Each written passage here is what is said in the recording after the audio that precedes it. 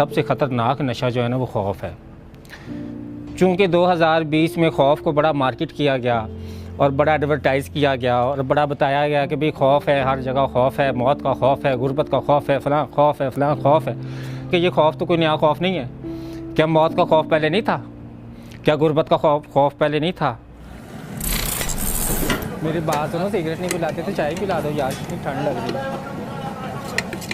गुम होने का खौफ भी होता है, बाज़ औक़ात लापता होने का खौफ भी होता है। तो हमारे यहाँ हम तो बड़े सारे खौफ पाल रहे हैं ना। मतलब कि पहले कोई हम शानदार ज़िंदगी कब गुजारते थे, हम अपने मिसाल ले लेते। आप ये बताएं कि हमारे यहाँ जो नौजवान नस्ल है वो किस खौफ में ज़िंदगी गुजार रही है? नौकरी नहीं मिलेगी, ये खौफ उनसे जूते साफ़ करवाता है। ये खौफ ही तो सब कुछ करवाता है। एक नौजवान इंसान जिसकी नई उमंगें, जिसकी नई उम्मीदें, जिसके नए ख्वाब, वो सारे रौंद दिए जाते हैं खौफ के नीचे। बेशक हम लोग मुसलमान हैं, हमारा अकीदा दिलो जान से कि अल्लाह ताला हमारे रिज़्क़ का ज़ामिन है, लेकिन इंटरनलाइज़ नहीं है हमारे अंदर। हमारे अंदर इंटरनलाइज़ हो तो फिर हम लोग चापलूसी करें, फिर हम लोग अमीर को अहमियत दें। जिनके पास इक़्तिदार है, जिनके पास वसाइल है, जिनके पास ताकत है, वो तो होते ही मुसलमान 50-60 साल की उम्र में, क्योंकि 50 साल के बाद तो वो तौबा करते हैं।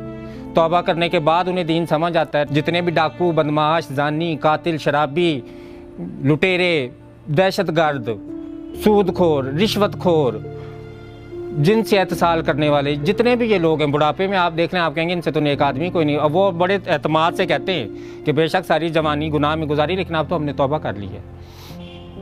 ऐसे तौबा नहीं कबूल होती। ऐसे कैसे? तो वो इतनी इंसानों की ज़िंदगियाँ बर्बाद करने के बाद आप तौबा कर लें 50-60 साल की उम्र।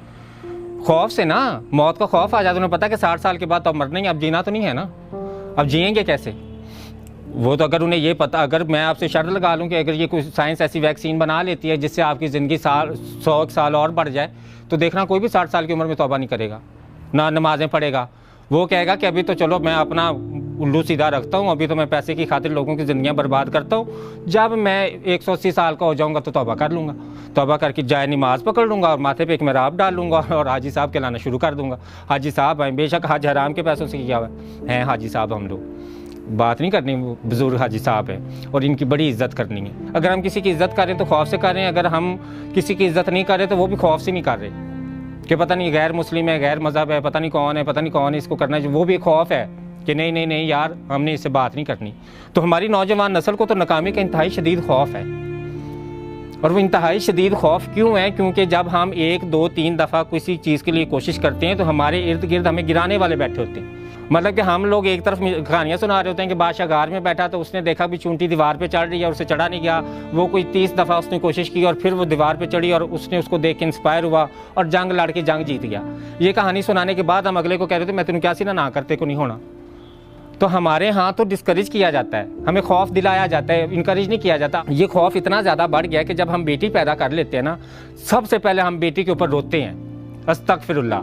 मतलब हम कहते रहमत है, समझते उसे अजाब है। बेटी के पैदा होने पे सबसे पहले रोते हैं। तो इंसान क्या, जब हम इर्द गिर्द के मोहल्ले वाले उसको तसल्ली देने जाते हैं कि नहीं नहीं बेटी पैदा होगी तो ना रो, क्या जवाब देता है? बेटी से डर नहीं लगता, बेटी के नसीबों से बड़ा डर लगता है। जो वो जब बड़ी हो जाती है तो उसको सारी ज़िंदगी हम ये सिखाते हैं कि बेटा खामद के घर मर जाना, लेकिन निकल जनाजा आए, लाश आए, जिंदा ना वापस आना। खबरें नहीं मिलती, सास ने आग लगा दिया, ससुराल वालों ने फांसी दे दी, फलां ने आग लगा के मार दिया, फलां ने बेटी के पैदा होने पर तलाक दे दी। पिछले दिनों वाक़या जो आया कि औरत अस्पताल से बेटा किसी का उठा लाई, अपनी पैदा की बेटी वहीं छोड़ आई। तो उसे खौफ था ना कि खामद तलाक दे देगा।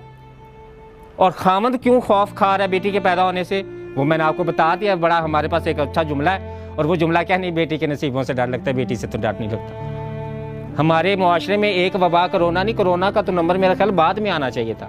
हमारे यहाँ जो वबाएँ हैं वो तो हवस की हैं, हमारे यहाँ वबाएँ तो लालच की हैं, हमारे यहाँ वबा तो जुल्म की है, हमारे यहाँ वबा तो खुद गर्जी की है, हमारे यहाँ वबा तो बेहिसी की है। तो ये वबाएँ भी तो मुतहिद होकर ख़त्म होनी थी ना।